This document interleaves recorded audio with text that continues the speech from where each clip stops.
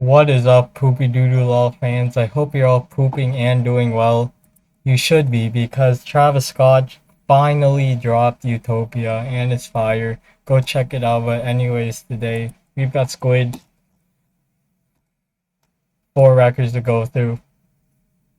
Let's jump right in. First up, we've got Town Center, their EP from 2019. The only track here I'm really interested in is The Cleaner. The ambient opener is fine, just not really my thing. Match Vet is a cool song, but the groove is a little underwhelming, and I really wish the delivery on the rougher edges were better.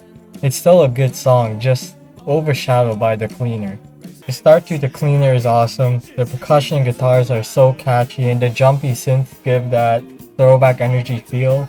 I love the dynamic between the blunt and lively vocals on the verses and the softer ones in the chorus.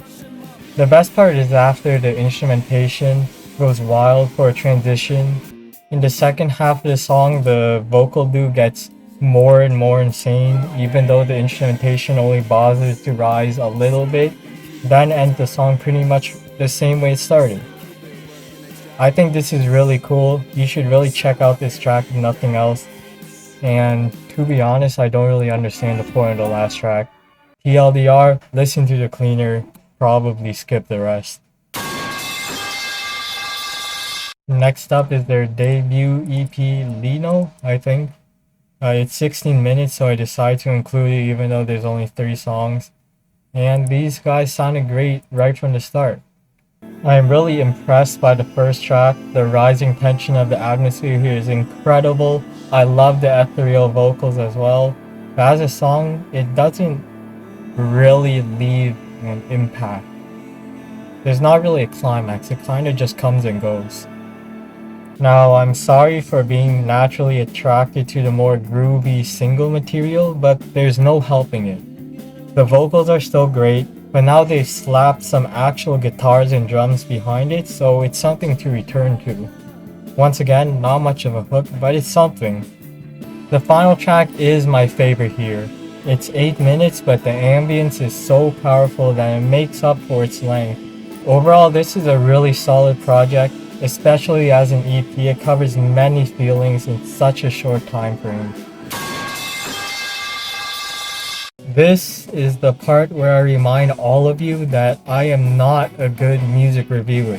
I'm way too new to this. An art punk album like this has so much happening, and I'm not suited to explain what makes this stand out so much. This album deserves to be thoroughly dissected, so you really should check out a review from someone like Fantano.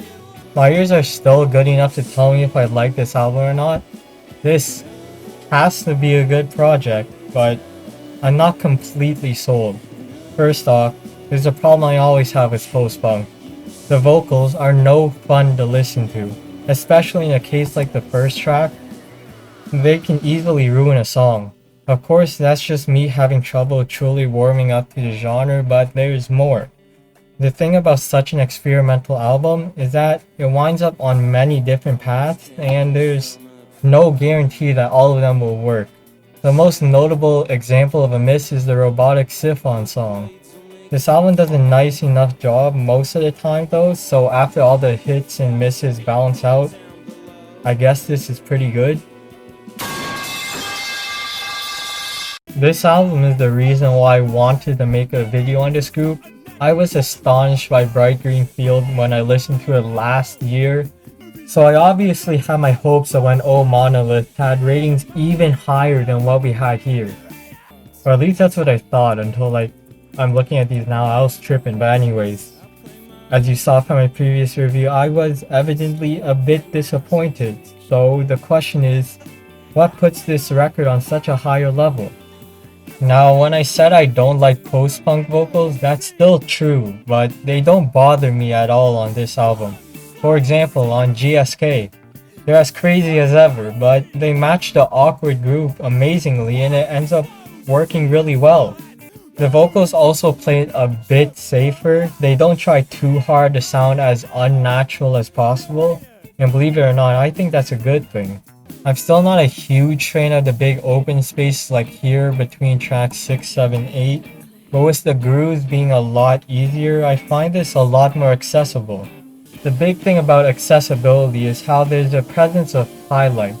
One of those is narrator, where you feel rewarded for sitting through the slow build-up that is fun all the same.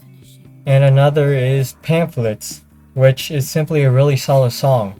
Overall, I'm not sure if I'm ready to call this great, but I have no excuse to tell this off either, so Bright Green Field is a recommendation.